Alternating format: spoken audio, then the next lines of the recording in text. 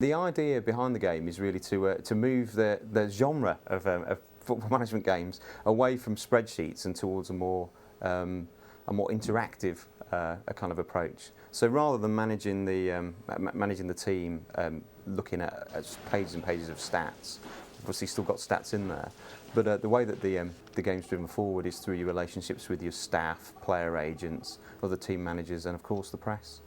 There's over 10,000 lines of text in the game. I mean, to give you to put that into some sort of context, it's as long as a pretty long novel, and they're served up in bite-sized chunks. So there's enough text for the game to never actually repeat itself entirely. I mean, lines will come out again, but the way that the events are paced mean that each time you play the game, the whole game takes place over 25 seasons from start to finish. Then you should get different outcomes every time.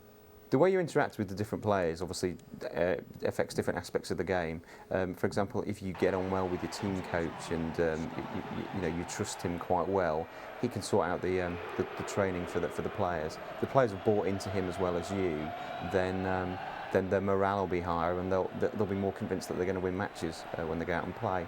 They're also less likely to start slagging you off to the press.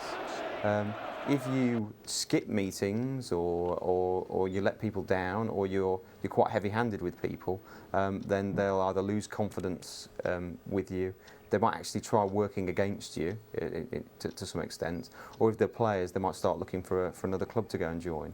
There are obviously some instances where it pays to be heavy-handed. If you've got a player who's underperforming, who's not playing well, then you might want to bring him in and give him a fine, or throw a cup of tea over him.